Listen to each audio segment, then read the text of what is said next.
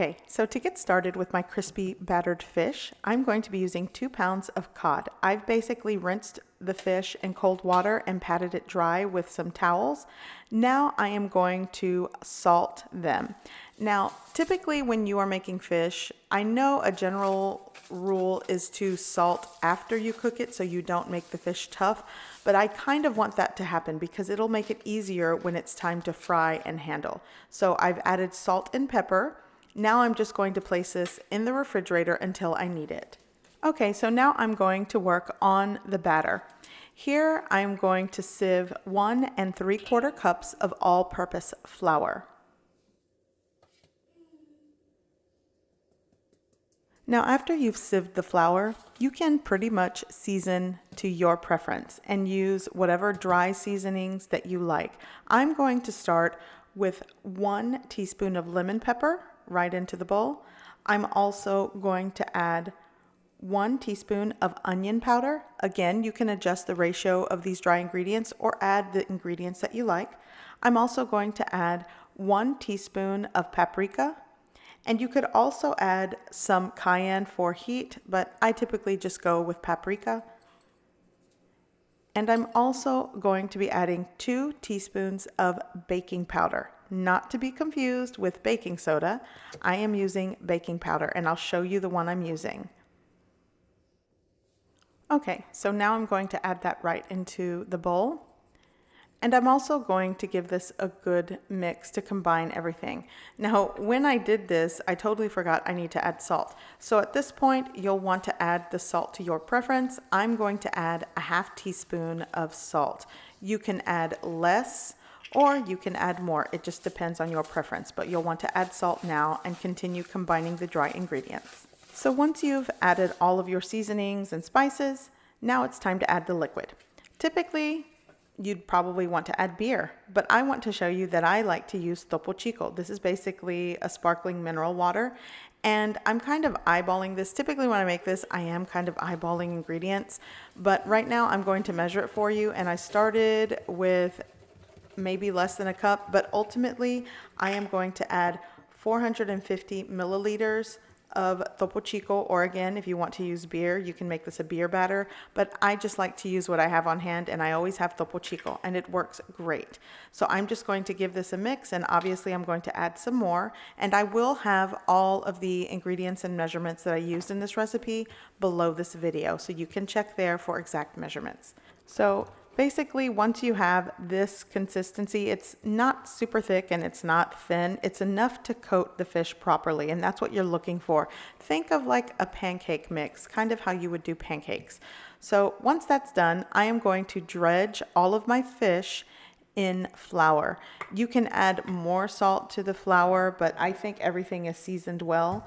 Again, you can add little things here and there to your preference. So I'm going to coat and dredge each piece of fish, and this will in turn help the batter stick to the fish. So you don't want to skip this step.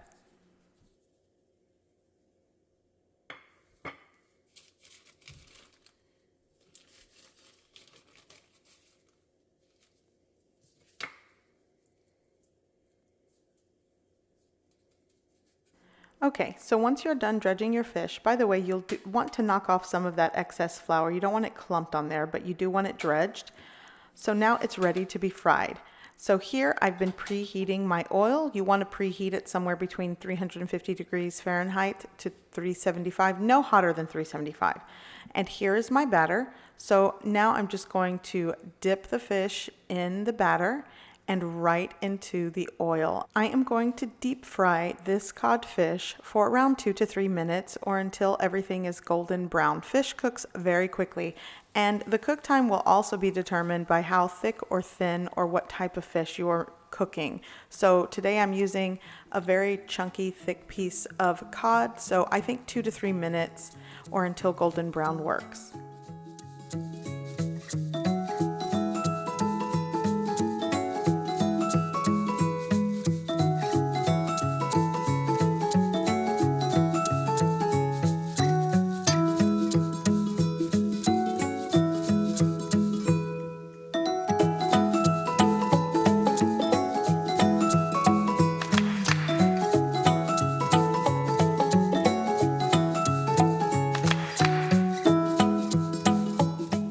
once each piece of fish is done frying, I'm going to place it on a baking sheet with a rack on it, and that'll just allow any residual oil to just fall to the bottom.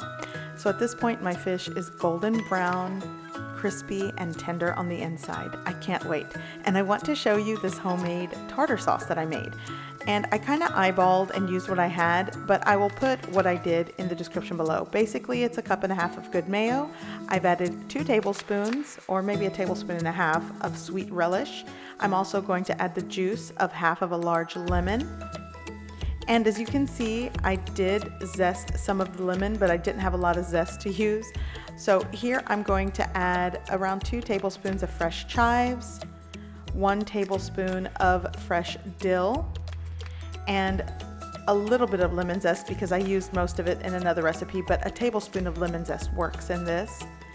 And I'm also going to add a 1/2 teaspoon of lemon pepper and a 1/4 teaspoon of onion powder. And I'm also going to give this a good mix and allow it to set in the refrigerator for at least 1 hour. I actually did this the night before. By the way, I'm adding some extra pepper.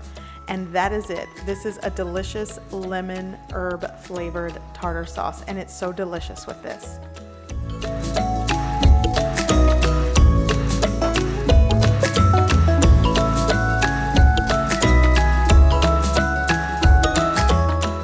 Okay, so now it's time to dig into this crispity crunchity fish, and I definitely want you to hear how crispy and crunchy it is.